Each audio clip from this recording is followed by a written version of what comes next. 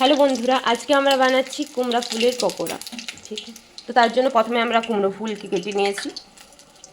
এরকম করে কাটবেন, এর ভেতরে যাতে এগুলো না থাকে, এগুলো সব কেটে বাদ দিয়ে দেবেন। তো আমরা কুমড়ো ফুলগুলোকে জল দিয়ে ভালো করে ধুয়ে নিয়েছি। এখানে আমরা বেসন মাখিয়েছি, বেসনে আমরা জিরা, লঙ্কা, নুন, হলুদ এবং জল দিয়ে ভালো করে পেস্ট বানিয়ে নিয়েছি গাঢ় গাঢ়। ঠিক আছে, তারপরে কি করলাম, কুমড়ো ফুলটাকে এর মধ্যে দিয়ে ভালো করে এই বেসনটা গুলিয়ে আমরা এটাকে গরম তেলে ছেড়ে দেবো। তেল অলরেডি গরম হয়ে আছে, তো আমরা এটাকে দিয়ে দিচ্ছি। ভালো করে এরকম ভেতরে ভেতরে বেসন দিয়ে দেবেন।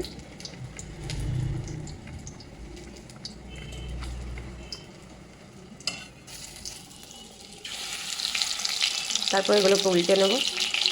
হয়ে গেল, সেটা সেটা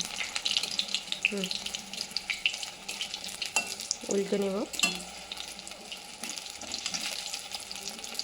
তেল গরম হওয়ার পরেই দেবেন, নইলে এরকম সাইডে ছিটকে যেতে পারে। তো আমাদের কুমড়ো ফুল প্রায় ভাজা হয়ে গেছে, দেখুন লাল লাল হয়ে গেছে। তো এগুলোকে আমরা এবারে তুলে নেব। তো আপনারাও বাড়িতে বানাতে পারেন এবং মুড়ির সঙ্গে পকোড়া হিসেবে খেতে পারেন। ধন্যবাদ।